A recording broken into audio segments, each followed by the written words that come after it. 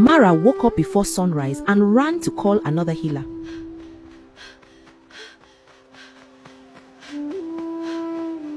That healer came, examined her father, mixed herbs and left.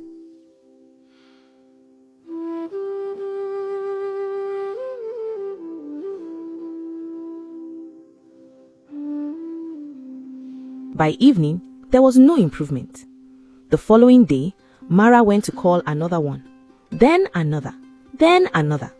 Some gave herbs to boil, some rubbed oils on his waist and leg, some prayed over him.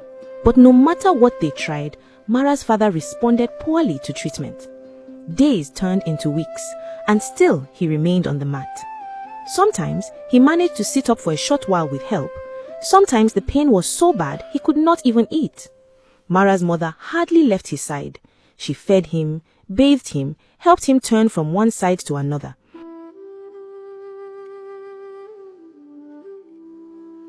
Massaged his back with warm cloth whenever the pain became unbearable. And sometimes, when she thought nobody was watching, she would bend over him and cry. Please fight this sickness.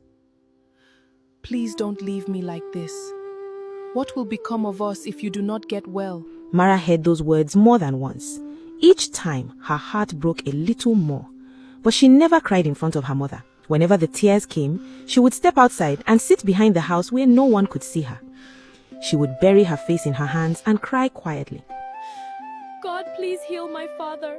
Please don't let him die. Please help us. Sometimes she stayed there until her eyes became red.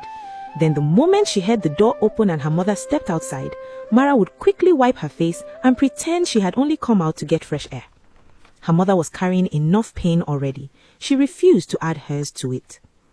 As the months passed, the herbs, drugs, and treatment kept swallowing money. The little savings the family had disappeared quickly. Then they started selling pieces of their farmland. First it was one portion, then another, then another. The farmland that had fed them for years was disappearing little by little. The money they got from selling the land did not last. Drugs were expensive, food was expensive, and her father still could not stand. Soon, Mara's mother could no longer go to the farm regularly because she had to stay home and care for him. That was when the burden fell fully on Mara. At 15, she became the breadwinner of the house. Every morning before sunrise, she would wake up, sweep the compound, fetch water and cook something light for her parents before heading to the farm. The portion of farmland they had left was small compared to what they once owned, but Mara worked on it like her life depended on it, because it did.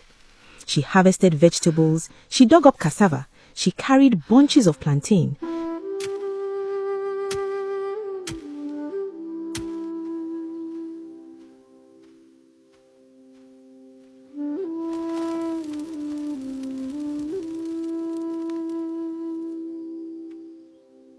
She gathered whatever she could find that would bring money.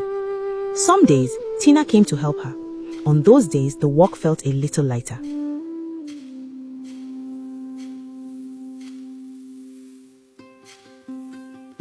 After harvesting, she would tie the produce properly, lift the basket onto her head, and begin the long walk to the market.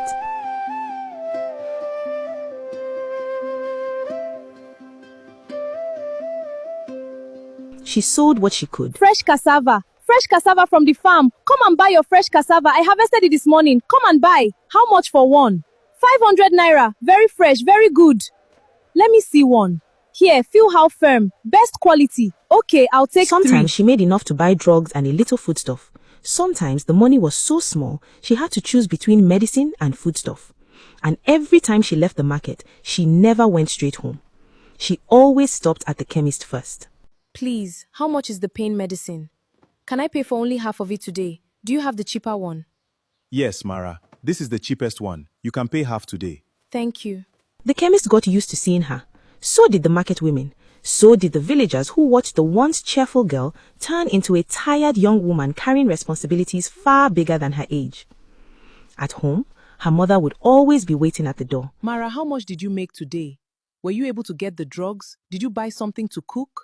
Yes, Mama. Don't worry, we'll manage. She always said, "We'll manage," even when she herself did not know how. One evening after a particularly difficult day at the market, Mara sat outside the house with Tina. The sun was beginning to set and the village had that tired evening quietness that came after a long day's work. Tina sat beside her on the wooden bench and watched her friend stare into space. You're thinking too much again. How do I not think? We've sold almost all our farmland, Tina. The little one we have left can barely feed us. My father still needs treatment.